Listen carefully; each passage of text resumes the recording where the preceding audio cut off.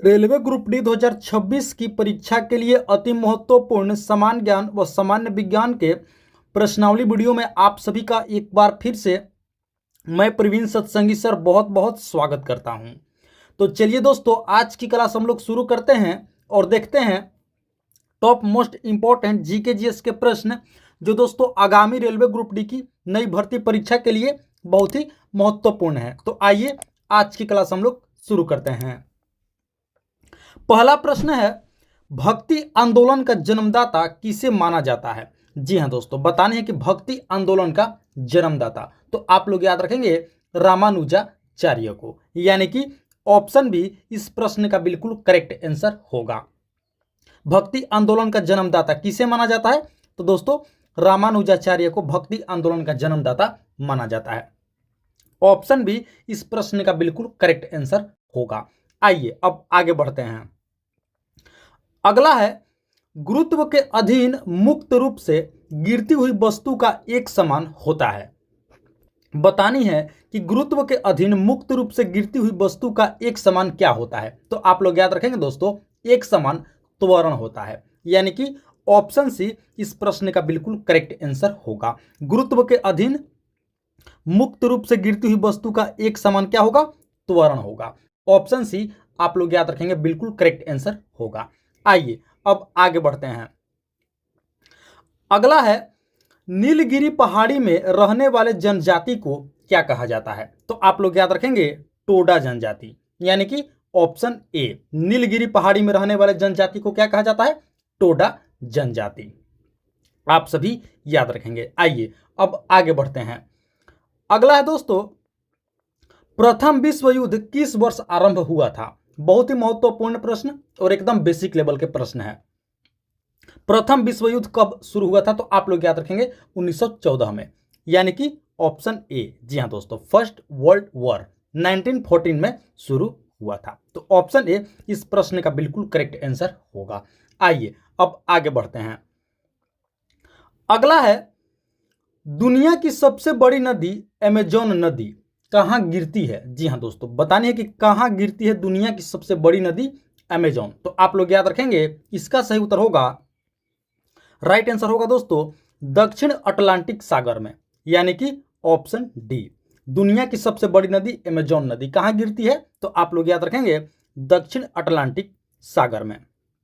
आप सभी याद रखेंगे। आइए अब आगे बढ़ते हैं। अगला है, सौर सेलों को परस्पर संयोजित करके सौर यानी कि सोलर पैनल बनाने में किस धातु का प्रयोग किया जाता है? जी हां दोस्तों, बतानी है कि सौर पैनल यानी कि सोलर पैनल बनाने में किस धातु का प्रयोग किया जाता है? तो आप लोग याद रखेंगे इसका सही उत्तर होगा चांदी का, ऑप्शन डी। जी हां दोस्तों, धातु की बात करें तो आप लोग याद रखेंगे सौर पैनल में यानी कि सोलर पैनल में चांदी का प्रयोग किया जाता है। आप लोग याद रखेंगे इसका ऑप्शन हो जाएगा, इसका सही उत्तर क्या हो जाएगा? ऑप्शन डी चांदी यानी कि सिल्वर। आइए अब आगे बढ़ते हैं। अगला है, नर युग्मक और मादा युग्मक के संगलन को कहते हैं।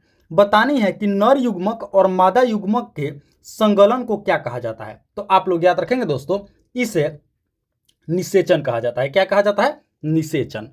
ऑप्शन बी इस प्रश्न का बिल्कुल करेक्ट आंसर होगा। नर युग्मक और मादा युग्मक के संगलन को निषेचन कहा जाता है। आइए अब आगे बढ़ते हैं। अगला है दोस्तों, भारत की विदेश नीति को कौन निश्चित करता है? बतानी है कि भारत की विदेश नीति को कौन निश्चित करते हैं? तो आप लोग याद रखेंगे इसका सही उत्तर होगा कैबिनेट, यानी कि ऑप्शन डी। जी हां दोस्तों, भारत की विदेश नीति को कौन निश्चित करता है? तो ये कैबिनेट निश्चित करता है। ऑप्शन डी इस प्रश्न का बिल्कुल करेक्ट आंसर होगा। आइए अब अगले प्रश्न की ओर चलते हैं। अगला है, विश्व का सबसे बड़ा मरुस्थल है। बतानी है दोस्तों कि विश्व का सबसे बड़ा मरुस्थल कौन सा है? तो आप लोग याद रखेंगे इसका सही उत्तर होगा दोस्तों सहारा मरुस्थल, यानी कि ऑप्शन डी। जी हां दोस्तों, विश्व का सबसे बड़ा मरुस्थल कौन सा है? तो आप लोग याद रखेंगे सहारा मरुस्थल। ऑप्शन डी इस प्रश्न का बिल्कुल करेक्ट आंसर होगा। आइए अब आगे बढ़ते हैं। अगला है, हीराकुंड परियोजना किस नदी पर स्थित है? हीराकुंड परियोजना, तो आप लोग याद रखेंगे महानदी पर, यानी कि ऑप्शन ए। जी हाँ दोस्तों, हीराकुंड परियोजना किस नदी पर है? तो आप लोग याद रखेंगे महानदी पर। और राज्य से आप लोग याद रखेंगे ओडिशा राज्य में है। जी हाँ दोस्तों, हीराकुंड परियोजना महानदी पर है, ओडिशा राज्य में। चलिए अब अगला प्रश्न देखते हैं। अगला है, बुद्ध अपना उपदेश किस भाषा में दिया करते थे? जी हाँ दोस्तों, बताने है कि महात्मा बुद्ध अपना उपदेश किस भाषा में दिया करते थे? तो आप लोग याद रखेंगे पाली भाषा में, यानी कि ऑप्शन सी। जी हाँ दोस्तों, बुद्ध अपना उपदेश पाली भाषा में दिया करते थे। चलिए दोस्तों, आप लोग हमें कमेंट करके बताएंगे कि महात्मा बुद्ध ने अपना प्रथम उपदेश कहाँ दिए थे। आप लोग हमें कमेंट करके जरूर बताएंगे। आइए अब आगे बढ़ते हैं। अगला है, निम्नलिखित में से किसे कोशिकीय ईंधन कहा जाता है? दोस्तों बतानी है कि इनमें से किसे कोशिकीय ईंधन कहा जाता है, यानी कोशिका का ईंधन कहा जाता है। तो आप लोग याद रखेंगे इसका सही उत्तर होगा दोस्तों ग्लूकोज, ऑप्शन सी। जी हाँ दोस्तों, ग्लूकोज को कोशिका का ईंधन कहा जाता है, आप लोग याद रखेंगे ऑप्शन सी इस प्रश्न का बिल्कुल करेक्ट आंसर होगा। आइए अब आगे बढ़ते हैं।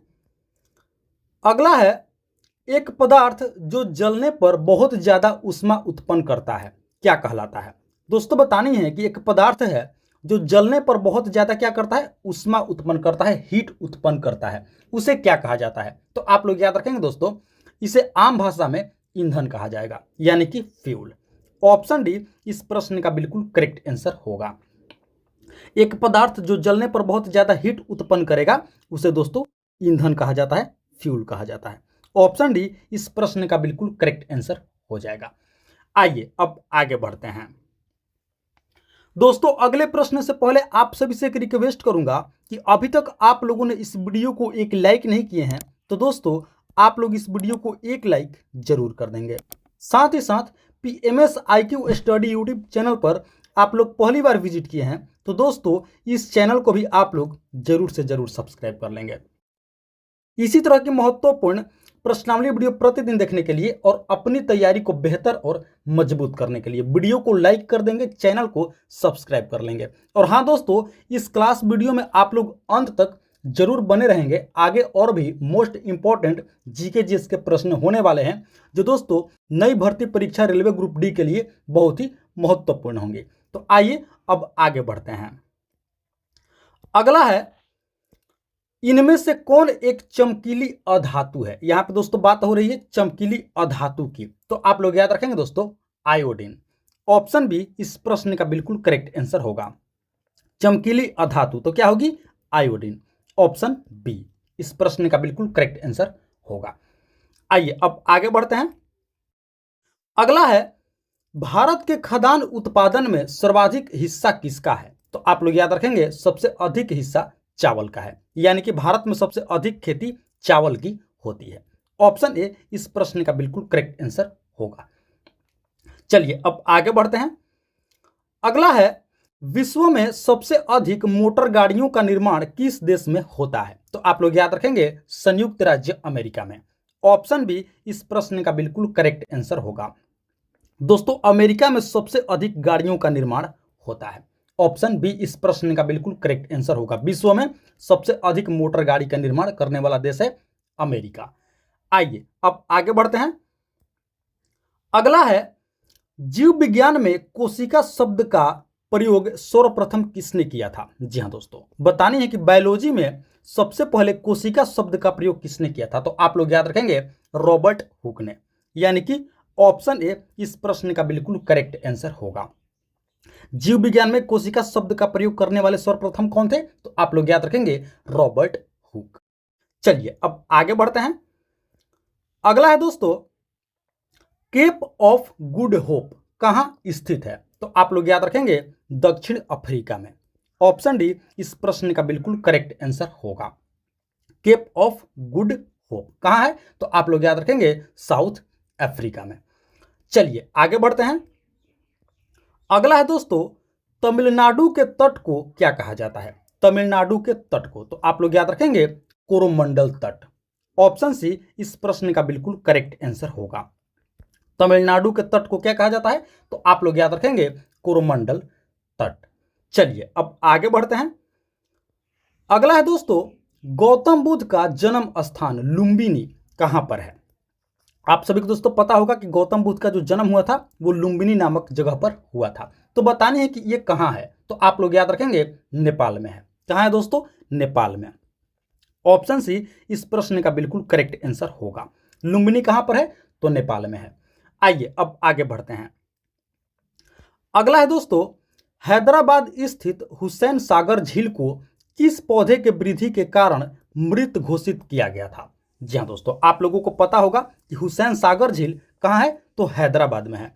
बतानी है कि किस पौधे के वृद्धि के कारण इसे मृत घोषित किया गया था, डेड घोषित किया गया था। तो आप लोग याद रखेंगे इसका सही उत्तर होगा दोस्तों वेलिसनेरिया। जी हाँ दोस्तों, ऑप्शन ए इस प्रश्न का बिल्कुल करेक्ट आंसर होगा।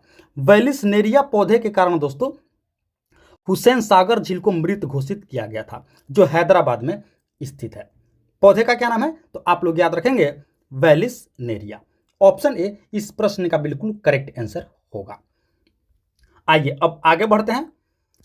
अगला है दोस्तों, ग्लूकोमा रोग शरीर के किस अंग को प्रभावित करता है? जी हाँ दोस्तों, बताने कि ग्लूकोमा रोग हमारे शरीर के किस अंग को इफेक्ट करता है, प्रभावित करता है? तो आप लोग याद रखेंगे आंख को।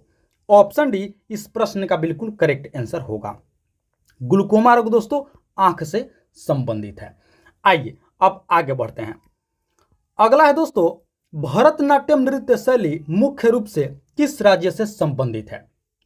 बतानी है कि भरतनाट्यम नृत्य शैली किस राज्य की नृत्य शैली है? तो आप लोग याद रखेंगे तमिलनाडु की, यानी कि ऑप्शन ए इस प्रश्न का बिल्कुल करेक्ट आंसर होगा। भरतनाट्यम नृत्य शैली किस राज्य से संबंधित है? तो आप लोग याद रखेंगे तमिलनाडु। चलिए अब आगे बढ़ते हैं। अगला है दोस्तों, नामीब मरुस्थल कहां स्थित है? नामीब मरुस्थल तो आप लोग याद रखेंगे दक्षिण अफ्रीका में, यानी कि साउथ अफ्रीका में। ऑप्शन बी इस प्रश्न का बिल्कुल करेक्ट आंसर होगा। नामीब मरुस्थल कहां है? तो आप लोग याद रखेंगे दक्षिण अफ्रीका में। चलिए अब आगे बढ़ते हैं। अगला है, उत्तर प्रदेश राज्य की प्रथम महिला मुख्यमंत्री कौन थी? दोस्तों बतानी है कि उत्तर प्रदेश राज्य की प्रथम महिला मुख्यमंत्री, तो आप लोग याद रखेंगे सुचेता कृपलानी, यानी कि ऑप्शन सी। जी हाँ दोस्तों, सुचेता कृपलानी उत्तर प्रदेश राज्य की प्रथम महिला मुख्यमंत्री थी। आप सभी याद रखेंगे भारत के किस राज्य के, यानी कि भारत के किस राज्य के प्रथम महिला मुख्यमंत्री कौन थी? तो आप लोग याद रखेंगे सुचेता कृपलानी, जो उत्तर प्रदेश राज्य की प्रथम महिला मुख्यमंत्री थी। आइए अब आगे बढ़ते हैं। अगला है, उत्तर प्रदेश का मैनचेस्टर किस शहर को कहा जाता है? उत्तर प्रदेश का मैनचेस्टर, तो आप लोग याद रखेंगे दोस्तों इसका सही उत्तर होगा उत्तर प्रदेश का मैनचेस्टर कानपुर शहर को कहा जाता है। किसे कहा जाता है? कानपुर शहर को। ऑप्शन डी इस प्रश्न का बिल्कुल करेक्ट आंसर होगा, उत्तर प्रदेश का मैनचेस्टर। आइए अब आगे बढ़ते हैं। अगला है, वेदों की ओर लौटो, यह कथन किस महान व्यक्ति का है? वेदों की ओर लौटो, तो आप लोग याद रखेंगे स्वामी दयानंद सरस्वती की, जिन्होंने आर्य समाज की स्थापना की थी। इस पॉइंट को भी आप लोग अच्छे से याद रखेंगे।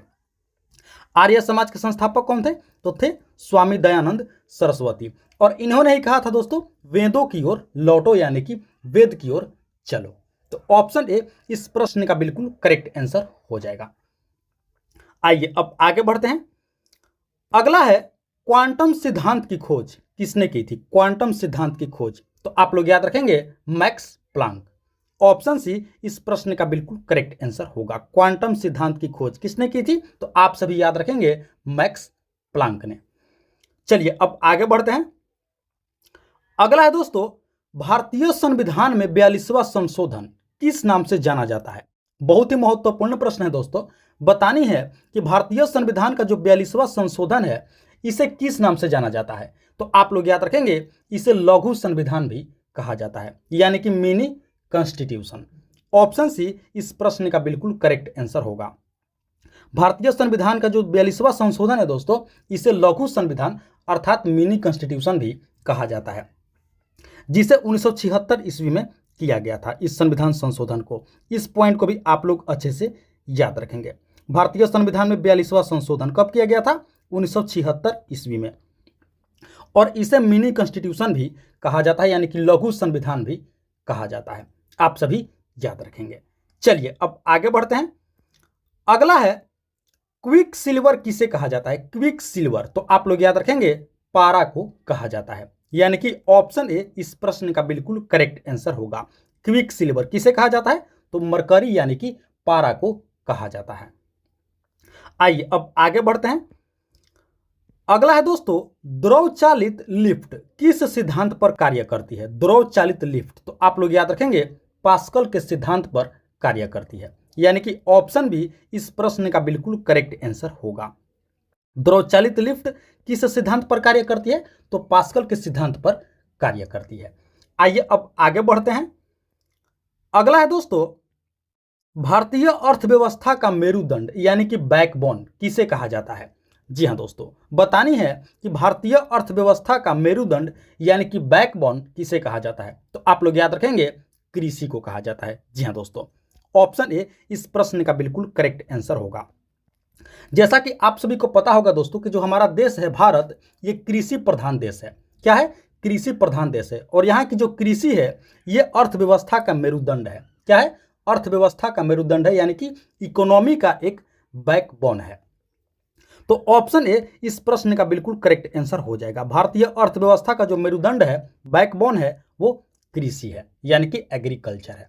ऑप्शन ए इस प्रश्न का बिल्कुल करेक्ट आंसर होगा। आप सभी याद रखेंगे।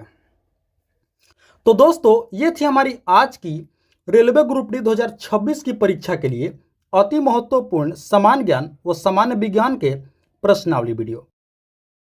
आशा करते हैं इस वीडियो को आप लोग अंत तक जरूर देखे होंगे, एक एक प्रश्न को अच्छे से समझे होंगे और याद भी कर लिए होंगे। तो आप सभी से एक बार फिर से रिक्वेस्ट करूंगा कि इस वीडियो को आप लोग अभी तक एक लाइक नहीं किए हैं तो दोस्तों आप लोग इस वीडियो को एक लाइक जरूर कर देंगे। और साथ ही साथ PMS IQ study YouTube channel पर आप लोग पहली बार विजिट किए हैं तो दोस्तों इस चैनल को भी आप लोग जरूर सब्सक्राइब कर लेंगे। इसी तरह की महत्वपूर्ण प्रश्नावली वीडियो प्रतिदिन देखने के लिए और अपनी तैयारी को बेहतर और मजबूत करने के लिए वीडियो को लाइक कर देंगे, चैनल को सब्सक्राइब कर लेंगे। और हाँ दोस्तों, इस वीडियो को अपने दोस्तों में भी जरूर शेयर कर देंगे। तो फिलहाल इस वीडियो में इतना ही। मिलते हैं एक और मोस्ट इंपॉर्टेंट क्लास वीडियो लेकर के। तब तक के लिए आप सभी का बहुत बहुत धन्यवाद। जय हिंद दोस्तों।